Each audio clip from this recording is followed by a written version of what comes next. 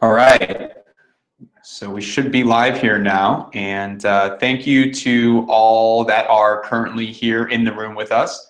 My name is Josh Amster, and I am the Director of Business Development here at Start Engine, and I'll be giving a presentation today on the regulated ICOs, which we have announced that we will be participating in. And so this presentation is meant to give you all a basic understanding of what our intentions are in this space, where this space is today, how to take advantage of the rules that are currently in place, and if this might be a good fit for your platform or for your company. So should be a really good presentation, probably lasts around 45 minutes or so.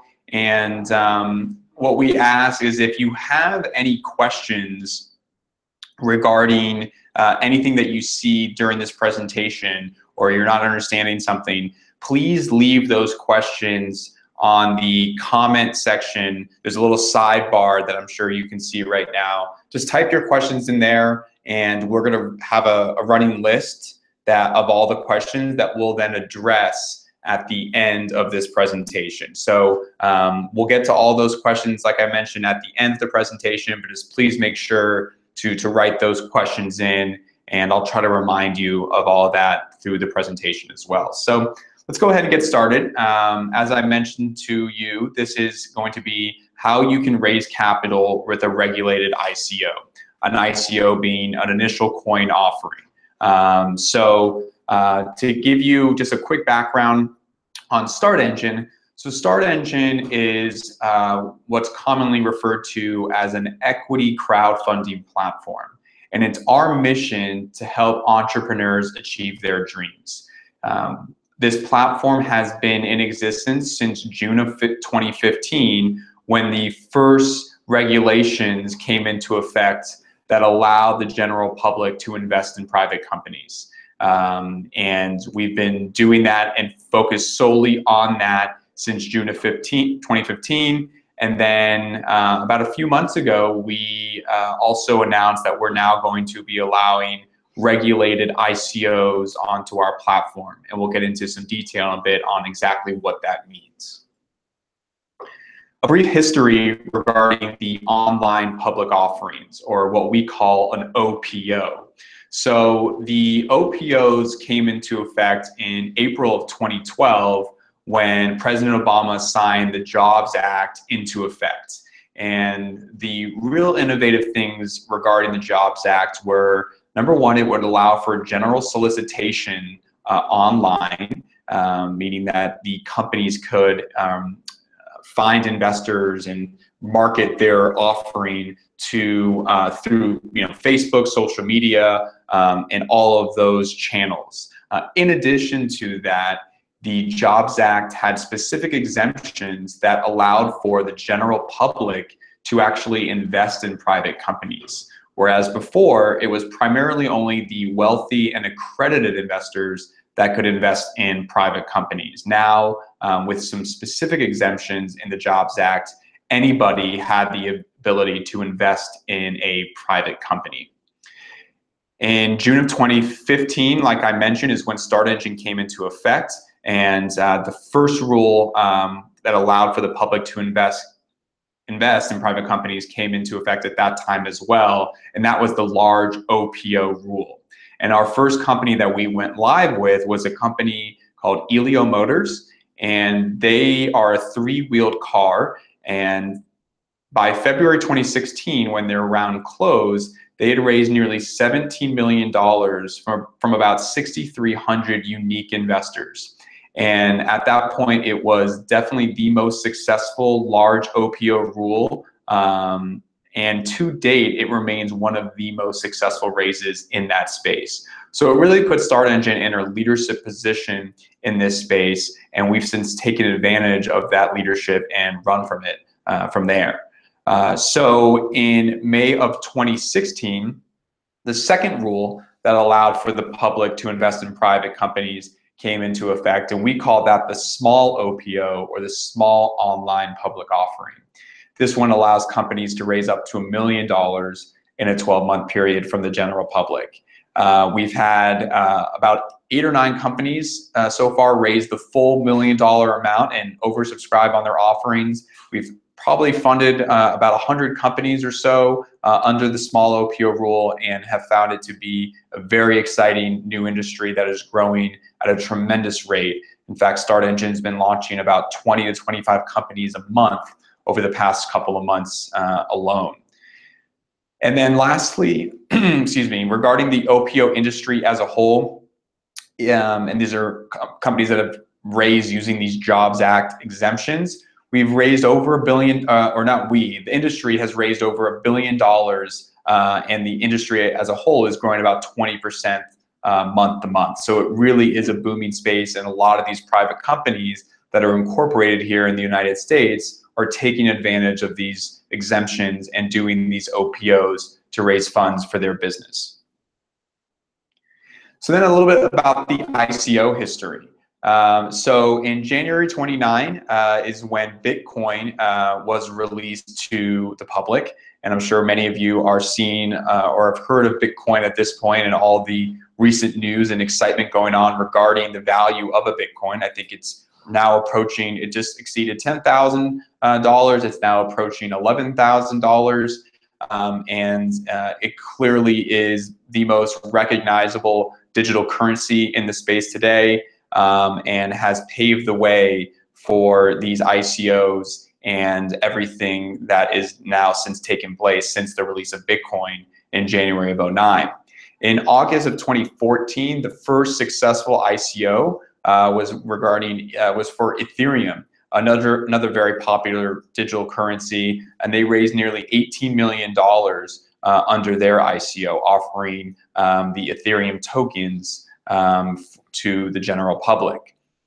In May of 2016, the DAO was the probably most recognizable failed ICO. They had raised $50 million for the DAO, and all of that money suddenly vanished and it was gone.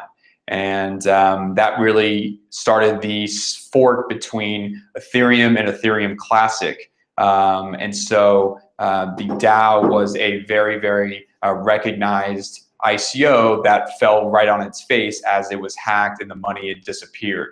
And so we've seen some of that, you know, and continue to happen up into today, where these smart contracts are being hacked and the money is disappearing, and all these investors are left with really nothing. So a lot of things that to be concerned with regarding some of those ICOs that are currently being conducted today.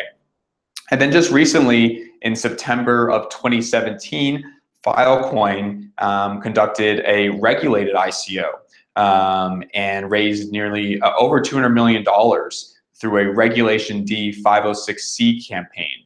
And I'll go into a bit more detail on exactly what that means, but it proves the point that these ICOs can exist and do so compliantly using the regulations and exemptions that the Jobs Act has brought us. So Filecoin is a tremendous example of a company raising significant capital and doing so in a compliant manner. So what is an ICO 2.0? And we at StartEngine call it a 2.0 as compared to a just regular ICO. We believe that the ICO 1.0, if you will, is everything that I was discussing on that previous slide regarding the timeline, except for the Filecoin example. And an ICO 1.0 is something where a company is issuing what they claim to be a utility token. They're not registering these with the SEC, even though a lot of these companies offer a utility token that has no, it can't be used for anything at this point. These businesses are brand new.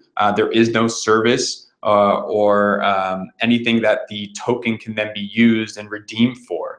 And so inherently, they're issuing these tokens that can't be utilized. And so there's a lot of concerns regarding, well, is that actually then a utility token, or is that a security?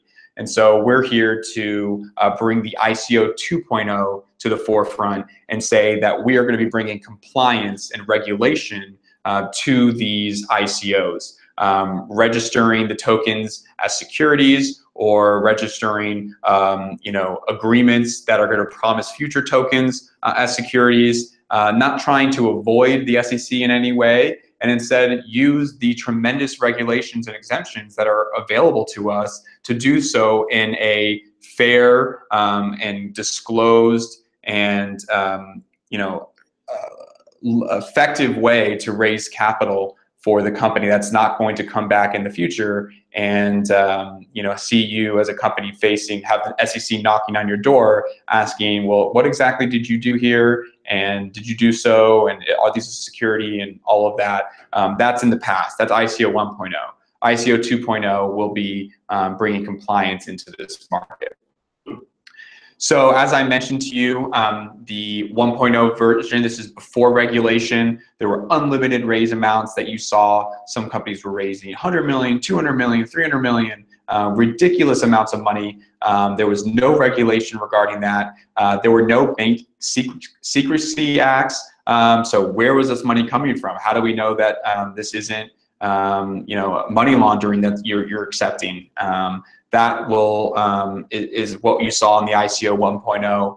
In addition, as I mentioned with the DAO offering, there were hackable smart contracts. So the smart contract is a piece of code that the ICOs are offering. This is your digital token that people were able to hack and get into and steal those tokens from you. And so there were a lot of issues with hacking. In addition to that, there were no financial disclosures on any of these companies. So the investors that were purchasing these tokens had no idea what the financial condition of the company looked like. There was also no accountability. So the companies that were raising the funds, they had no accountability to do anything with the money. They could do whatever they wanted with the money. It was really a pretty big mess with what we've seen.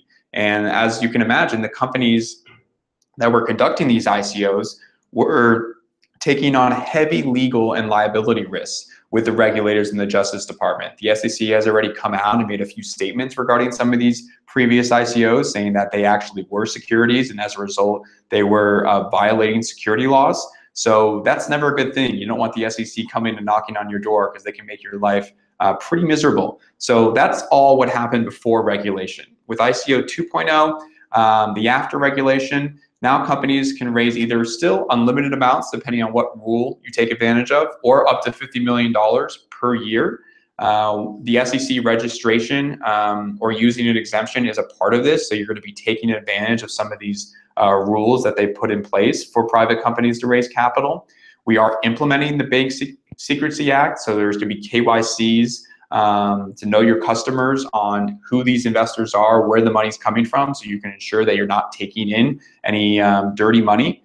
We're also going to be bringing transfer agents into the fold here, so that there are no hacks, because a transfer agent is somebody that maintains and has the records of all of the investors, so that they know exactly who owns what, and they'll be the ones that will allow for those digital tokens to then be transferred to somebody else if that person wants to buy or sell security. So a transfer agent is the trusted source that has all of the information and will help us avoid any hacks that may come, because the transfer agent at the end of the day knows who owns what. There will be financials and ownership disclosures as a part of these raises. It's a requirement per these SEC rules and exemptions. So the investors have a full wealth of information to dive into to understand if this is a good investment opportunity for them. And lastly, this is all supervised by the SEC. So the SEC is in place to ensure that the investors are protected and that all of the companies that are conducting these raises are providing full and clear disclosures. So there's no shady businesses going on. Everything is under the supervision of the SEC, and the founders that are raising the funds can feel safe with that. Also, the investors as well can feel safe that this is all being supervised. So going into some of these rules that companies can take advantage of to conduct their regulated ICO. The first two here are Reg D 506C. This is what Filecoin used to conduct their $200 million regulated ICO. Under this rule, the company can raise an unlimited amount of capital. So whether it's 200 million, 1 million, 500 million, you can raise as much money as you want under Reg D 506C. Now, what's important about these is that it's only open to accredited investors. An accredited investor is somebody that has a net worth of over $1 million, excluding their home, and earns over $200,000 in consecutive years. So they're sophisticated investors. They have the ability to invest in private companies today, and these Reg D 506Cs are only open to accredited investors. The financial disclosures are all done privately, so the company doesn't have to publicly display their financials, but if an accredited investor is going to invest in a business, they're going to require that they look at your financials to understand the health of the business, but that's all done privately. There's no SEC qualification that's required under a Reg D 506C. All that you need to do is create a PPM, a private placement memorandum, for the investors to read through and understand everything that they need to know regarding the offering.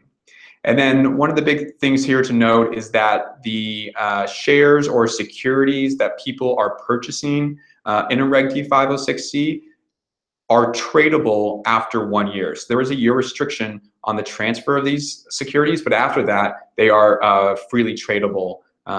So that's a big important thing, is that the liquidity will be available to these individuals as well. The second rule is actually not a part of the Jobs Act, but it's a Regulation S raise. And under Regulation S, again, a company can raise an unlimited amount of capital. However, these are only the only investors that can participate are international investors. And whether they are accredited or non-accredited doesn't make a difference. But they're only, so the public can invest, but they have to be international investors. However, this excludes Commonwealth countries. They are unable to participate in these types of regulation and offerings. And that's come out from those nations themselves, saying that their citizens are unable to invest in Regulation S. But everywhere else, international investors can invest under Regulation S. As I mentioned, they're open to all investors, including non-accredited investors. Similar to the Reg D, private financial disclosures here and no SEC qualification that's needed. And then also similar is that these shares are tradable after 1 year. So there's a year restriction on the securities here, but after that year restriction is up, these investors can freely trade their securities. The next two are two regulations that Start Engine has been focusing on since our existence of June of 2015. And that's the Regulation A+ and Regulation Crowdfunding. Reg A+ is that large OPO rule that I was referring to earlier on with Elio Motors. And the Reg A+ ICO, it allows a company to raise up to $50 million in a 12-month period from the general public. So both accredited and non-accredited investors can invest on a Reg A+. The big thing about the Reg A+ is that a company needs to be qualified by the SEC in order to sell securities. And so there is an investor prospectus that's due and is reviewed by the SEC. It's called a Form 1A, and included in that Form 1A is a 2-year financial audit. So looking at the past 2 fiscal years of the business. If the company hasn't been around for 2 years, then it's just since inception, but that financial audit is a requirement and must be filed in advance before you can start selling securities. Once you filed it, it takes about a couple months to have the SEC qualify your offering. So once the offering is then qualified, you can start selling securities freely to the general public. The costs to get this SEC qualification is around $100,000 in legal and accounting fees for that investor prospectus and the 2-year audit. So there are some significant upfront fees to get going in this space, but if you're able to incur those costs, then you're able to raise $50 million from the public, and there are some serious advantages to that as well. One thing that Regulation 8 Plus does allow is it allows companies to solicit investors prior to their raise in a test the waters phase. So basically, you can go out and to the public and say, here's my company, here's what I'm planning to do. Would you be interested in investing in my business? And if so, you can make a non-binding reservation. It's an indication of interest that the company then can understand, well, is it worth my while to then move forward and try to get SEC qualification? So, we've seen that the testing the waters have been helpful for some. For others, it's been a little misleading in that like I mentioned, these are non-binding reservations. So then once the company does go live, how many of those reservations will actually convert into actual investments? It's hard to say at this point, but it generally will give the company a general sense if it makes sense to move forward with a Regulation 8 Plus. The major note here regarding Reg 8 Plus are that these shares or securities are tradable immediately after the offering closes. So there's no year restriction. So as soon as the campaign is done, the public are able to trade these securities freely to the general public. So liquidity is immediately available. And we really believe at Start Engine that Reg 8 Plus is going to be the major difference maker when it comes to these ICOs and bringing compliance to this market. The last legislation is regulation crowdfunding.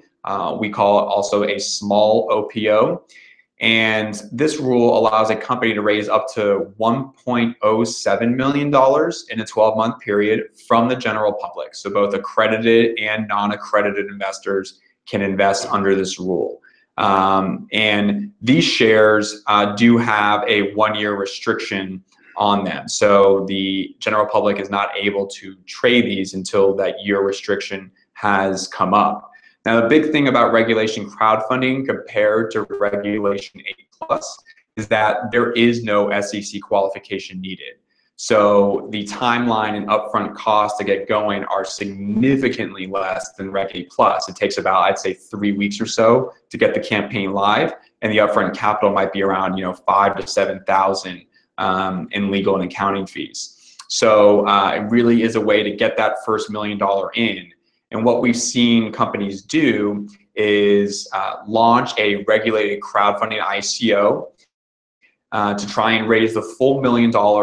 And if the offering does oversubscribe, they then also open a Reg D and a Reg S. And they try to move all of the accredited investors into the Reg D and all of the international investors into the Reg S, so that all the people that are in the regulation crowdfunding, the small OPO, are non-accredited domestic investors. And that allows a company to raise more than 1.07 million. So they might raise 2 million, 3 million, 4 million. And we've seen companies take advantage of this. We actually have a regulated crowdfunding ICO currently on our platform. It's a company called Indico, and they're using this structure of going for that first million plus and doing so at a discount. Consider it like a pre-sale, if you will, before the general sale in the to-be Reg 8 Plus campaign. And I'll go over that in just a second here. So recommended structures on how to conduct these ICOs. Like I just said, we really believe that starting with a regulation crowdfunding pre-sale, that $1.07 million offering is the best way to get going very quickly. So this is with the intention that you are going to be looking to raise under Regulation 8 Plus, the $50 million rule in the future. And so the first million or million plus will be the pre-sale to that general sale under Reg 8 Plus. So you can offer, a 20% or a 40% discount on the tokens or future tokens. And as I said, if you oversubscribe that $1 million raise, then you can open up a 506C to move the accredited investors into that campaign and the international investors into a Reg S offering. So you can raise, potentially a lot more than $1 million if you are well oversubscribed. For all of the pre-sales shares or securities, there is that 1-year restriction. So this is, you're getting the discount by getting in early, but you have that year restriction then after that year is complete, you'll then be able to trade those securities freely on a regulated trading platform.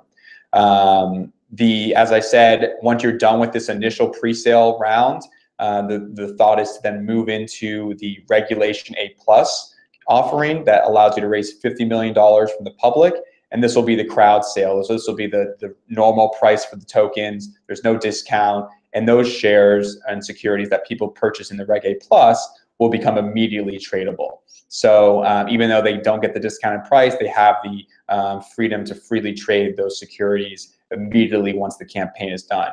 And we believe that that roadmap will allow for the most efficient way for companies to start raising capital immediately, continue raising all the way through their Regulation A+ campaign, so that they can raise 20, 30, 40, $50 million from the general public. Some of the benefits that we've seen, obviously, you're permitted to price your pre-sale ahead of the general sales legally. So you can note that, hey, this is going to be our discounted first $1 million raise, and then when we go to raise the rest of it in the future, it's going to be at a normal standard price. So you might as well get in now to that pre-sale raise so you can get that discount. As I said, you can also raise several millions in the pre-sale using 3 different exemptions. And the pre-sale investors do have to wait that 1 year to then start to sell their securities, but they're getting the better price to make up for that year restriction. Whereas the main sale investors under Reg A+, they're paying the full price, but they get the freedom to immediately sell those securities after the round is complete. So now kind of going into, okay, now you understand the regulations and what you can take advantage of. So how do I actually put this to practice? How does this really work? And so again, will be really 2 different types of offering structures. There's going to be one structure where you issue a promise to deliver a token in the future under what's called a SAFT agreement, which is a simple agreement for a future token. Or you're going to issue tokens which actually represent securities and shares in your company. So for the first part, regarding the delivering of the future tokens, the security token can be sold for either Bitcoin or Ether or fiat currency, meaning that people can invest using any sort of those 2 major cryptocurrencies or just their normal national currency to invest and get this simple agreement for the future token. These simple agreements will be allowed to trade on regulated marketplaces. Some of them will probably have that year restriction. Others will be able to trade immediately after the offering, depending on the rule that you take advantage of.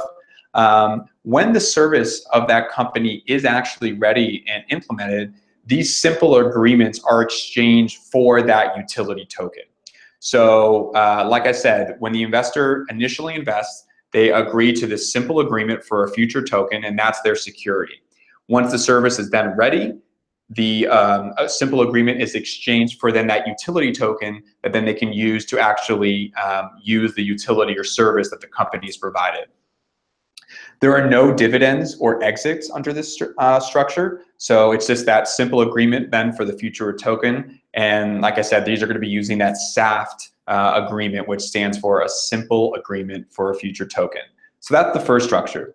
The second structure is actually issuing these tokens that are going to represent securities in your company. So you can represent, one token is 1 share of equity, or a token can represent a debt in the company.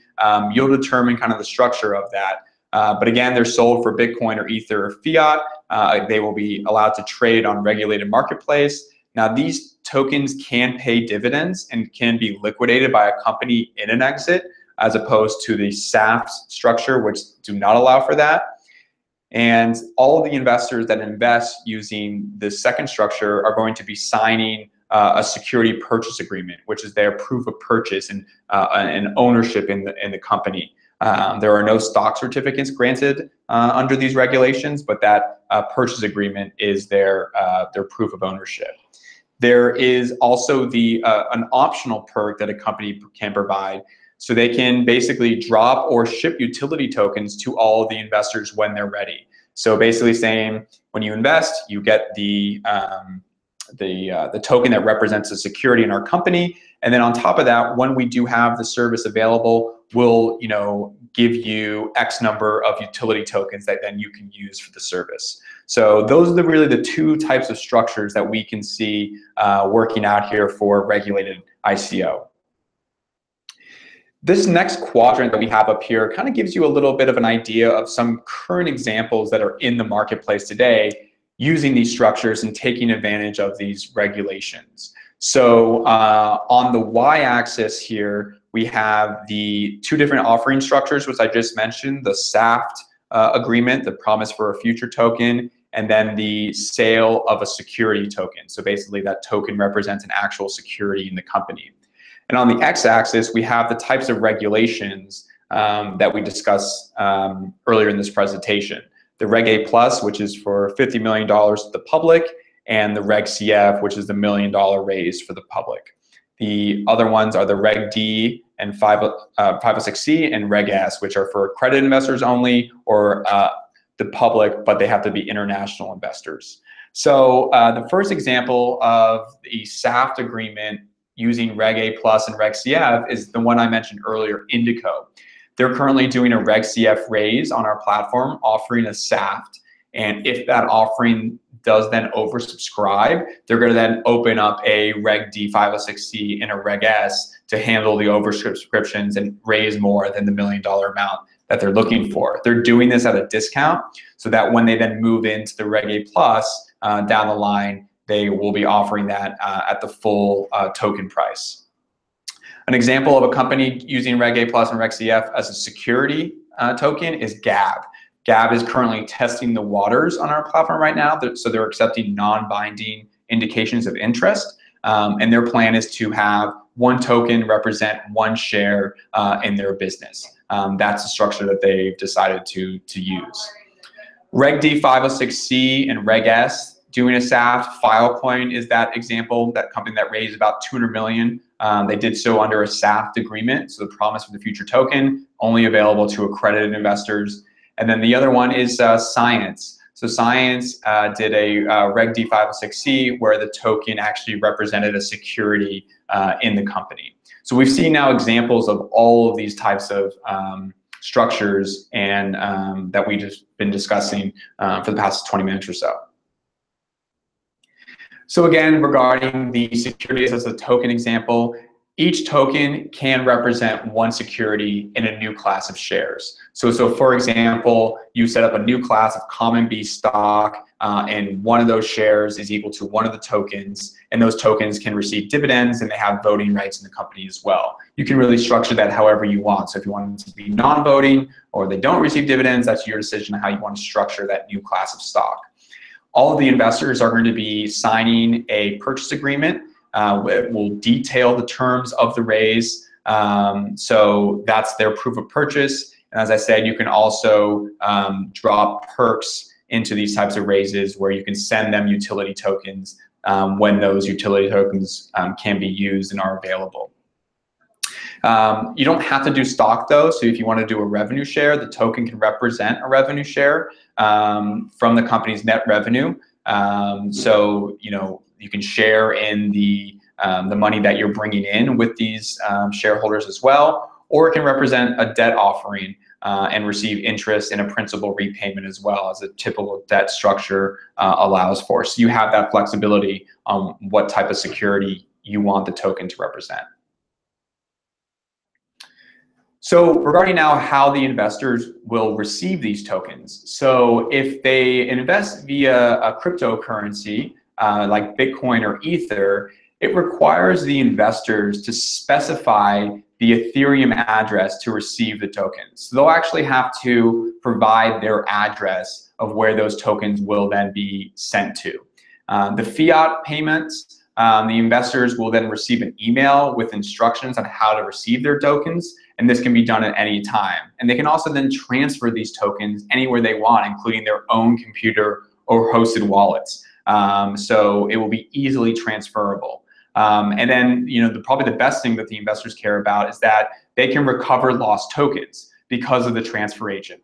So the transfer agent will have records saying, oh, Josh has 100 tokens in this company. And if I then come back and say, hey, I lost my 100 tokens, I don't know where they are, they're gone. The transfer agent will say, okay, well, Josh has 100 tokens. We'll then issue those tokens to Josh and nullify the initial tokens that were originally sent. So we don't have to worry about any sort of hacks or losses here, because that transfer agent is that trusted source.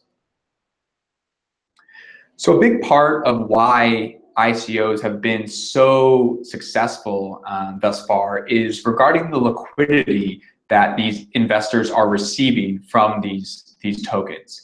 And just because we're now moving into compliance doesn't mean that that liquidity will go away. In fact, we have proven products and options out there right now that the investors can take advantage of to trade these tokens and then receive liquidity in a compliant manner. So this diagram here on the right-hand side gives you a little bit of an idea on how the flow will work with the sale of a security. And on the left-hand side here, I have some bullets kind of talking about who each of these people are. So first off, there is going to be the Start Engine Ethereum smart contract. So right now you see a lot of ICOs that are doing an ERC20 smart contract, and Start Engine is going to base our smart contracts off of this, but we're going to adapt it a little bit to then add the transfer agent as a trusted source. So it's that transfer agent that ultimately can give the thumbs up or thumbs down on whether those tokens can be transferred. And once they are transferred, they record that transfer, and they have the new shareholder represented on their the company's report. These investors can trade these security tokens on registered exchanges, like an ATS. So there might be some concern that, oh, well, what type of platform is going to allow for security tokens? And the answer are ATSs. T0 is an ATS that I'm sure some people have heard about. Also, Start Engine Secondary is registering to soon become an ATS. We have a secondary trading platform that's currently live through a broker-dealer partner, and soon we're going to be turning that into also an ATS. So it'll make the transfers and sales a lot easier for the general public. The RTA on the diagram is the registered transfer agent, and I think we've talked a little bit about this already, so I won't go into too much detail. And the ATS is the platform where the trading actually happens. It's an alternative trading system. So to kind of quickly go through the diagram, you'll have the person that owns the security, it's the seller, then wants to sell their security. So they'll go to the ATS and they'll apply to list their tokens on the ATS. The ATS will then communicate with the RTA, the registered transfer agent, to first make sure that this individual has the ability to transfer their shares. Are they within the year restriction? Is the year restriction up? Is there, are there no restrictions? So are they good to trade? That transfer agent will communicate that to the ATS. Assuming everything is good, then the tokens will be available for trading. Then the buyer will come in, they'll see those, and they'll want to purchase the tokens. When they're purchasing, the ATS will then run an AML, which is an anti-money laundering, and a KYC check, which is a know your customer, to ensure that this buyer is allowed and able to then purchase these tokens. So they'll then, once they clear those, the transfer will take place, and that buyer will then own these tokens. And as I mentioned, the registered transfer agent will have record of this and know that now the owner of these security tokens. So it's a really simple and clean system that is done so in a compliant manner. So some of the costs involved with running these types of raises. First off, for a Reg D 506C, these are for accredited investors only. Start Engine charges $200 per investor, no matter what the investment size is. And typically with accredited investments, they're going to be significant amounts, so probably nothing less than, I'd say, $5,000 to $10,000. So that $200 fee is quite cheap. In addition to that, Start Engine will earn the equivalent of $200 in the security token that's issued. So a $200 cash fee and then $200 in the token that's being issued. There are investor verifications that go on in Reg D 506C. to prove that the investor is accredited, and this accreditation verification costs $50 per investor. And then there are some other minor escrow fees regarding anti-money laundering, KYC, ACH or wires or credit cards that are probably in the couple dollars per investor range. For the Reg S ICO, investors that are the general public, so can be non-accredited, StartEngine charges $50 per investor, and also the equivalent of $50 in the security token that's being issued. So these are probably be smaller investments, maybe around $1,500, $2,000, $1,000, which is why it's a smaller fee per investor. And similar, there are some other escrow fees to ensure that everything is done compliantly and their ACH clearance, etc. For the Reg CF ICO, this is for the $1 million raise from the public. StartEngine charges 6% on domestic investments, 8% on international investments, and there is also a 0.5% or $4,000, or not to exceed $4,000 disbursement fee charged by the escrow company. All the other escrow fees are lumped into those percentages, so it's really just going to be 6% or 8% depending on where the investment comes from, and then that 0.5% fee on disbursement not to exceed $4,000. For Reg A Plus, it's very similar to the Reg S fees, $50 per investor and the equivalent of $50 in the security token. Now, there were those upfront fees of around $100,000 in legal and auditing that you'll have to pay the security attorney and CPA. There are also some state notice filing fees and a few $1,000s to register your raise within the states that you're selling securities in. And then you'll have those additional escrow fees as well for anti-money laundering, credit cards, wires, which is just a couple dollars per investor. So this all might seem like a lot of information, and probably things that you're going to need help conducting and doing so to the best way possible. And that's where StartEngine Premium comes into play. So StartEngine Premium is a service where we will do several things for you, the company. Number one is we're actually going to build your company's campaign page for you. So that landing page where all the investors first come, we're going to put that page together on your behalf.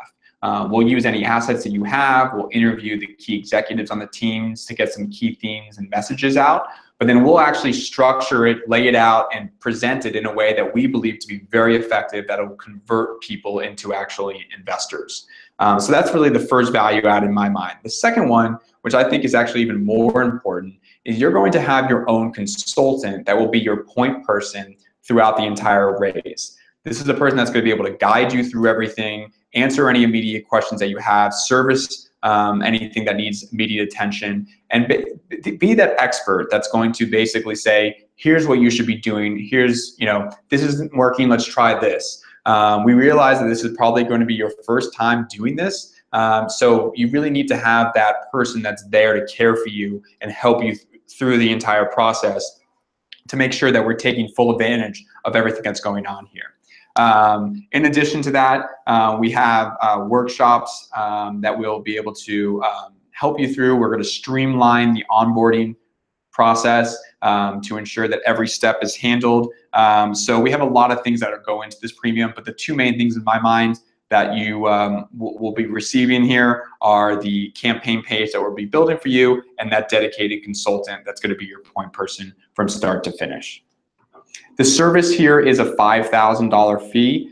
It is an upfront fee as well. So that is the cost for the premium service. Quick note just about the StartEngine Summit that was held in November 10th. This was really our coming out party, if you will, where we were discussing all of the things that we talked about in this presentation. We had over 500 attendees that were at the event. We had 20 plus speakers on panels that were from some of the biggest law firms in our country today, talking about how to do this compliantly and the direction that the ICOs are heading. Many of them believed actually that we're going to be exclusively heading in this direction, that all of these ICOs are going to have to be doing so as security tokens or SAFT agreements. We also had 17 ICO pitches, companies that were there pitching their regulated ICO to the audience. So it really was a tremendous event, blew our expectations away, and the feedback that we've been getting regarding the event has been fantastic. So we're going to be hosting another summit in the near future, and we'll be announcing that date hopefully sometime soon. But you could also go to that website there, startenginesummit.com, and watch the video regarding the event. We had a live stream going the entire day and recorded all of the panels and speakers. So you can learn even more about what's going on here. And it's some really exciting stuff, and listening to some serious experts give their input on how this will all unfold. So that wraps up our presentation here, and we're going to now turn it over to some of the questions that we've received throughout the entire presentation. So I'll kind of address those at this point. The first question is, what is the benefit to doing a pre-sale under Reg CF rather than going straight to Reg A? There's less liquidity for investors. So the major benefit of doing the pre-sale under Reg CF is that you're able to launch your campaign and start raising capital very quickly. So under Reg A, as I mentioned, there's going to be some significant upfront fees, around $100,000 or so, and you're looking at 3 to 4 months before you can actually start accepting investments. So during that period, you can do a Reg CF campaign for $1 million and do so at a pre-sale. At a discount, and allow these investors and give them a reason to get in early because you're giving them a discount. And that makes up for the less liquidity that they then receive. It's still only a year restriction on the transfer of those tokens, but in order to make up for it, you're giving them that slight discount on the general sale that will be going on under Reg A+. So that's really, in my mind, the main benefit to doing a Reg CF. It starts getting money in immediately that then you can utilize for your business. And so the next question is, can you actually keep money in crypto in the escrow in Reg CF? Is this allowed by regulation? So the answer to that is actually the money that's invested via crypto will be going directly to the company themselves. So we'll be sending those addresses and that money directly to the company. And then the company will be giving us the names of those investors and their amounts, and then we'll be producing the purchase agreements for those individuals. So the crypto investments via Bitcoin or Ether won't actually go into an escrow account. It'll go directly to the company themselves, that then they will transfer into a fiat currency. So those are all the questions that we have. If you have any additional questions, you can feel free to email me. My email is josh@startengine.com. We're also going to be sending out the presentation to you all so that you have access to that, and you can be on the lookout for that and ask any additional questions that you have through that email. So thank you all for attending today. Hope you found it educational and insightful, and we'll be hopefully talking to you guys soon. Thanks so much.